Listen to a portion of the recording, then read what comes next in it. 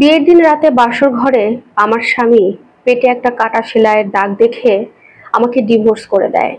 হঠাৎ করেই আমার পেটের কাটা দাগটা তার মনে অনেক প্রশ্ন তোলে।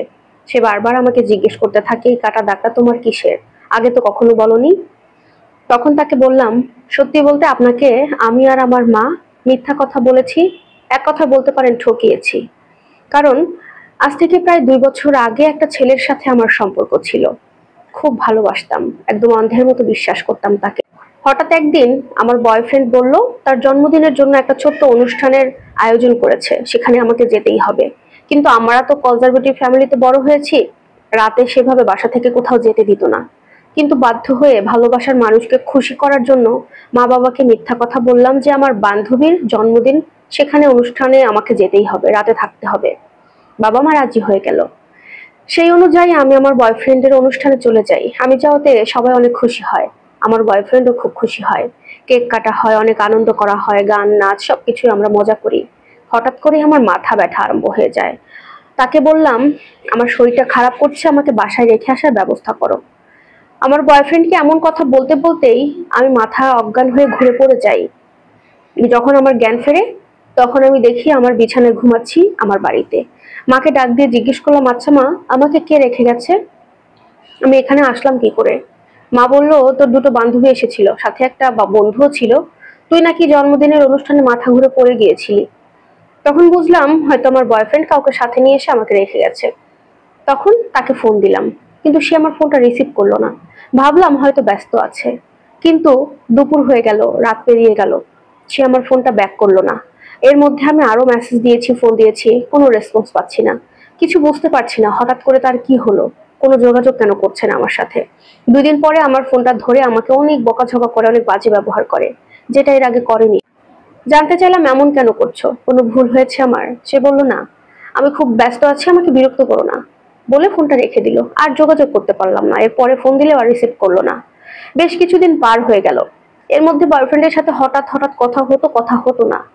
কেন এমন করছে আমি কিছুই বুঝতাম না। দেখতে দেখতে 3-4 মাস পার হয়ে যায়। এরপরে আমি একদিন অনেক অসুস্থ হয়ে যাই। ডাক্তার এসে চেক আপ করে বলে আমি নাকি প্রেগনেন্ট। এই কথাটা শুনে আমার বাড়ির লোক যতটা অবাক হয়েছে, তার থেকে বেশি অবাক হয়েছি আমি। কারণ আমি কি করে প্রেগনেন্ট হলাম সেটা আমি কিছুই জানি না, কিছুই বুঝতে পারছি না। হঠাৎ করে মনে হলো আমার সেদিন রাতের কথা।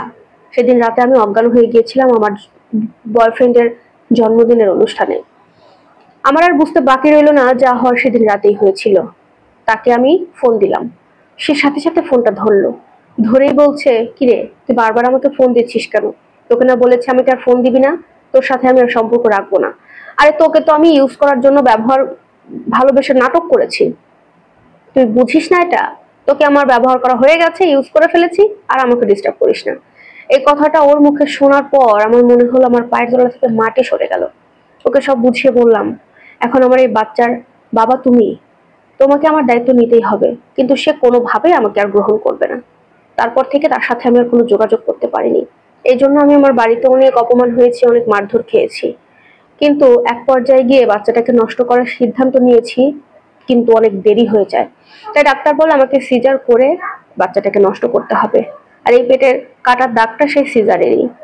আমার মুখের সব কথা শোনার পরে আমার হাজবেন্ড আমাকে বলে দিল, তুমি যদি বিয়ের আগে কথাগুলো বলতে তাহলে হয়তো ভেবে দেখতাম তোমাকে বিয়ে করে সংসার করা যায় কি। কিন্তু না, তোমরা আমাকে ঠকিয়েছো। এখন তোমাকে নিয়ে আমি আমার সংসার করতে পারবো না। জীবনের শুরুতেই এত মিথ্যা, এই মিথ্যা দিয়ে আমি আমার জীবন শুরু করতে পারবো না।